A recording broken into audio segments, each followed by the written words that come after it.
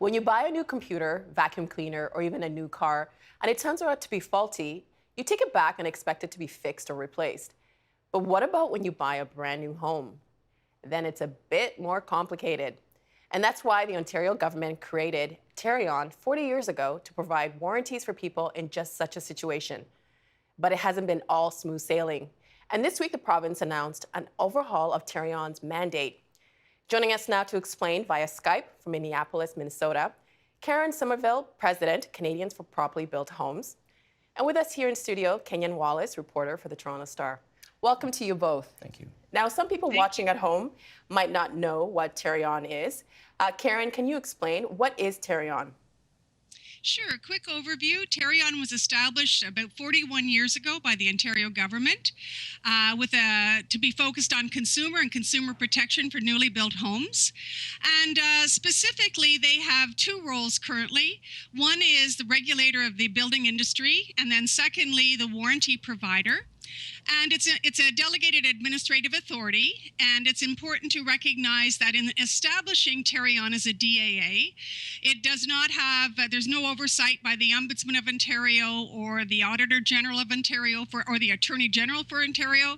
None of those organizations have oversight of Tarion. And Justice J. Douglas Cunningham's final report to the Ontario government had this to say about Tarion. Ontario's mandatory new home warranty program was established in 1976. The basic structure of the warranty program and how it is delivered has not changed in 40 years. In some respects, Ontario is a leader in new home warranty protection relative to peers across Canada and the U.S. Nonetheless, there are fundamental problems with the current program and delivery structure that should be addressed. Kenyon, you've been reporting on the Tarion story for quite some time. What initially drew you to this issue? Well, at the Star, we get tips from people in our daily work, and we had heard from some homeowners who had gone through the Tarion warranty process and were not necessarily very satisfied with the way it turned out. So what complaints did they have? Things like, so when you move into a new home, you are allowed to make a claim for certain defects in workmanship and materials. And things like, say, unfinished painting or a cracked garage floor or a cracked window. And when they made claims for these items with Tarion, they felt that the way that Tarion treated the claims was not particularly consumer friendly. So they were obviously upset because most people, when they buy a home, it's the biggest purchase they're going to make in their lives. So you want to make sure that what you get is going to last a long time. And so they had some complaints about the process, and so we were told about this at the Star, and then you just start looking into it. Back in 2013, That's correct, you yeah. wrote the following. Buyers of new homes and condominiums in Ontario are entitled to Tarion's warranty program that protects against loss of deposits, delays in occupancy, defects in work and material, and major structural problems, among other things. Tarion also regulates new home builders, sets construction performance guidelines, and prosecutes illegal builders. Karen, is this typically the way that new home buyers are protected across Canada? Yes, most jurisdictions in Canada have warranty programs. It's a patchwork quilt across the country. For example, Manitoba, and we were involved in Manitoba's new legislation, their regulations. They just revised theirs last year. But it's important to recognize that Tarion is indeed unique, and Justice Cunningham talked about this. The way that the Ontario government set this up is that Tarion, as I mentioned earlier, is both the regulator of the industry and the warranty provider, and no other jurisdiction in Ontario, or pardon me, in Canada, or in other jurisdictions that Justice Cunningham looked at, plays this dual role. And this is a fundamental problem that has existed with Tarion from the very beginning, 41 years ago. So this legislation has been flawed from the outset in many respects, but that's one significant respect. Kenyon, it's been reported that over 85% of new home owners never submit a claim to Tarion. So how big a problem actually exists? Well, I think when you think about a warranty program, it's important to note that it's in existence for those few times when things do go wrong. So you don't want to have a huge response to a warranty program. You want to make sure that you want the quality of homes to be good. But when people do have problems, I think it's important that the warranty program is effective. In 2015, which is the latest year we have for numbers from Tarion, there were about 500 claims made for defects in new homes, and that resulted in about $11 million in payouts. So the numbers are substantial, but you're right. I mean, the majority of homeowners don't seem to have a problem with their home, but when you do have a problem, you want to make sure that the existing warranty program works. And Karen, if a home buyer does have an issue with their builder and brings it to the attention of Tarion, how effective is the current dispute resolution process? Well, it's important to be fair to Tarion. Obviously, they do some good things, but the people that we hear from, by the time they reach us, they're usually in deep trouble. They've gone through the system and they're very unhappy, and they report to us that Tarion has been very ineffective in most cases that we hear of handling their claim. And it's, there are a number of reasons for this, but clearly the dissatisfaction level is significant enough that Justice Cunningham heard about it as well.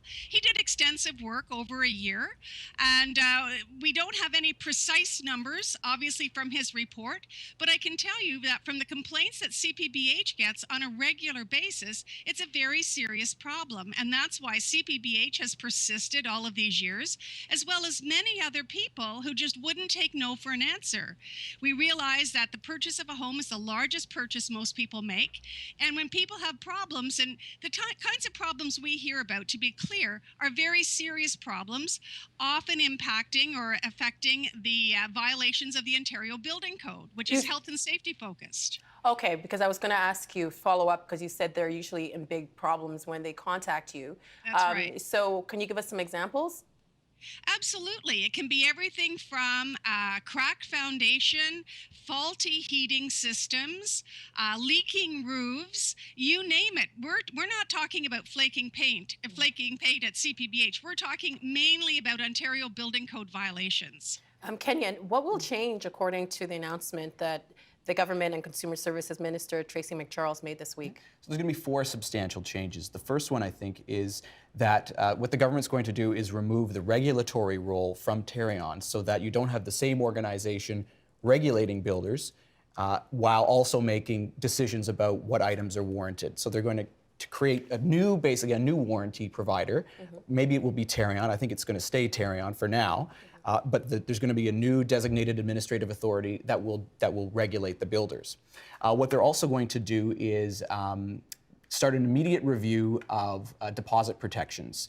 As we've seen from the Toronto real estate market, it's a pretty hot one, and Tarion currently protects for certain amounts for deposits when you go and buy a new home. So for condos, I think it's about $20,000. And for new homes, it's $40,000. Now that is that might have worked maybe 10 years ago when the prices of real estate were a lot lower in Toronto and the GTA and in Ontario in general. But now that may only cover a portion of your deposit. So if the builder goes bankrupt or has financial problems, you might only get back a small portion of what you actually put down. The other thing the government's going to do is remove the onus on the homeowner to have to prove that there's a defect. So when I interviewed Justice Cunningham last year, he provided a very good analogy, and that was when you have a problem with your car, you as the car owner, you don't have to go into your engine and know specifically what it is that's wrong with your car. You can take it to a garage and you can say, well, it's making a funny noise. I think there's something wrong.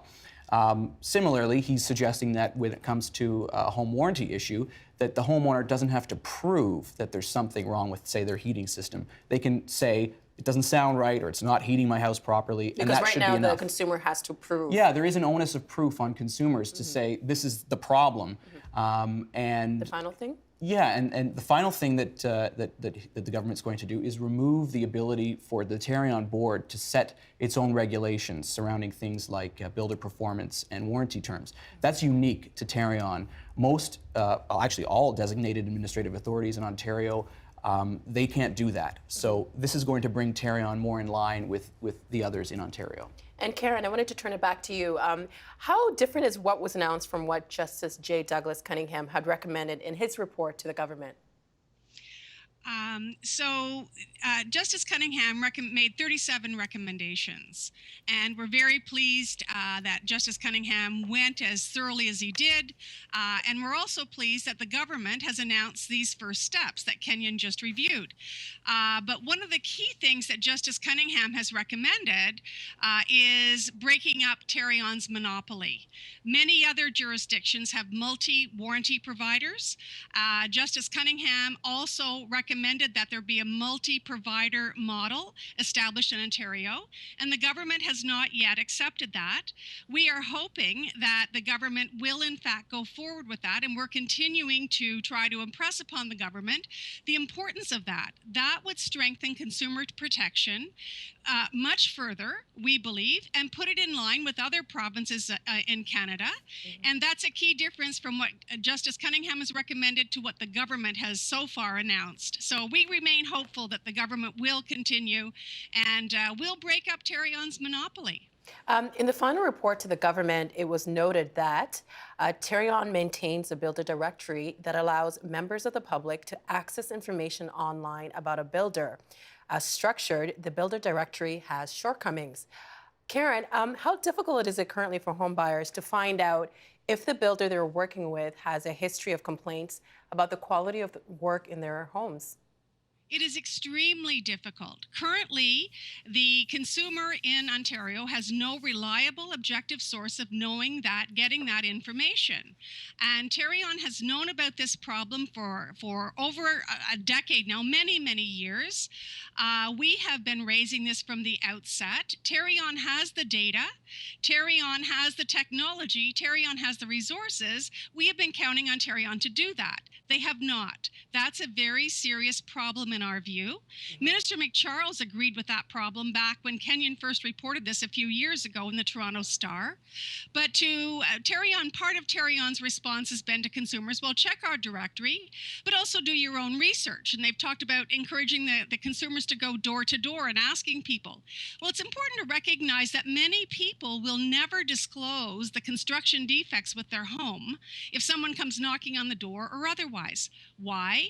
Many consumers are concerned about lowering their own property values. They're concerned about upsetting their neighbors because often construction defects in neighborhoods are systemic. So for anyone to suggest to go knock on doors is just totally unrealistic. This is a very important database that needs to be developed, needs to be accurate, and needs to be available to the public. You mentioned Minister McCharles acknowledging this before, but in this week's announcement, did we have anything to say about what information should be on the directory? Was there any information on that? I don't think anybody's gotten into that level of detail lately. As one example of something that CPBH has always maintained needs to be disclosed and very clearly is violations of the Ontario Building Code. You hear me talking a lot about this. This is a very serious issue to really distinguish between some of the cosmetic construction defects and code violations. So whatever directory is developed by whomever, that needs to be clearly established and made available to the public, in our opinion. Kenyon, you've reported that most of Tarion's revenue comes from home enrollment fees. What are those? Home enrollment fees are paid by consumers when they buy a new home to enroll their home in the Tarion New Home Warranty Plan. And that is where... How much do they cost? They can cost anywhere between $500 and $1,600 approximately, depending on the value of the home. And that goes to Tarion. It's the main source of their revenue. They make some money from investments as well and from registration fees for builders as well. And when the consumer buys it, they think that if I have a problem, I have this warranty, it can be resolved, right? Yeah, all new homes in Ontario come with it. You have to have a Tarion home warranty plan with your new home. Is there a conflict between where the money for Tarion comes from and the makeup of their board of directors? Yeah, so that was something that I looked at in my investigation. When I had originally started looking at this issue in 2013, the board makeup governing Tarion had more builders on it than consumer advocates or government advocates or government oversight people. Since that story initially came out in 2013, the government has made the balance, has adjusted the balance. So now we have about 50% builders and 50% non-builders on the board of directors. And Karen, will this potential conflict be addressed by the new structure the government is addressing? Well, we certainly hope so. Again, a lot of those details are yet to be announced, but obviously we feel that there needs to be strong consumer representation, people who have actually been through the process. That is a really critical consideration. You don't know what this is like until you've walked in these shoes and you know what it's like to have a home that's fundamentally flawed, to have a builder that's non-responsive, and then to have a warranty provider that's non-responsive. So that consumer experience is very, very important. So that's something we're going to certainly be continuing to talk to the government of Ontario about, is having knowledgeable, experienced consumers sitting on that board of directors. Well, some people might say that when it comes to like the College of Physicians or the Law Society, most of the people that sit on those boards are people in those professions. So how is it different for Tarion if it's developers who are sitting on the board? Doesn't that make sense? Well, no, not really to me and to our organization. This is supposed to be a consumer protection organization, not a builder protection organization. You can get builders' input and builders' views in different ways. For example, they could have an advisory board of builders, but to have a board dominated by builders, as it has been for most of the past 40 years, and still there's too much builder influence in the Tarion board as far as we're concerned. So no, we don't see the need to have such a top-heavy builder board. We think consumers are the best people to speak on behalf of consumers and consumer protection. Kenyon, you want to add Yeah, something? I think that point that Karen was making was highlighted by Justice Cunningham in his report, where there is at least an appearance, or there could be actual conflicts of interest in the way Tarion is currently set up, which led him to suggest that the two functions be separated. The warranty provider become its own entity, and the regulator become a new designated administrative authority. And will the dispute resolution process between homeowners and builders be improved by the new structure? Do we know this? We don't know yet. I think they're going in the right direction. What Minister McCharles was saying about a homeowner not having to necessarily prove the cause of a defect, that will go a long way, I think, in helping homeowners dealing with a claim, because that's a quite a big step for someone to take. If you're not an engineer or you're not an expert in heating and ventilation, to just have enough to say, I think there's something wrong, I think that will go a long way to help resolve some of the issues we've been seeing. Karen, is this a done deal, or is there a chance that there will be more adjustments to the new structure being proposed for new home buyer protection?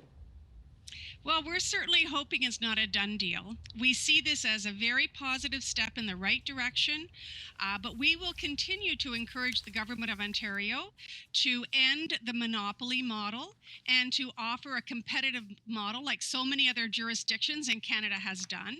We think that's fundamentally important for consumers and for consumer protection. So we will continue to talk to the government and communicate with them the need for that fundamental change in the model. Karen, you've been fighting for this for 13 years. How did you take this week's announcement? Well, we're pretty happy. It has been an incredible week. We have a lot of work ahead of us yet. This is a very complex situation. We recognize that. We also recognize and want to highlight that there are good builders in Ontario, and we recognize that. But there are poor and marginal builders that really need to be addressed. But overall, to answer your question, this has been a great week for Ontario as far as we're concerned. And Kenyon, the same question? Well, I mean, you've been covering this story since 2013. right. I actually didn't expect the government to do anything. The message that we had been receiving was that Tarion, while it wasn't perfect, it's doing a relatively decent job in terms of the government's eyes. So this was, although I will say, as soon as they appointed Justice Cunningham to start looking at Tarion and the New Home Warranties Plan Act, you start to think, okay, maybe they're serious about making change here. But yeah, I started covering this almost 4 years ago, so it's been a few years. So when you heard the announcement, first thoughts? Well, I was just surprised, number one, that it was going to happen, and whenever you work on something, obviously it's gratifying when something changes as a result. But really, this is an issue for people who are buying new homes, and I think this will address some of the concerns that we've highlighted, both Karen and in my reporting as well. Well, thank you for being here to help us break down the issue. We appreciate that. Thank you. Good to be And here. the same to you, Karen Somerville. Thank you. Thank you. Take My care. pleasure. Thank you. Help TVO create a better world through the power of learning. Visit TVO.org and make a tax-deductible donation today.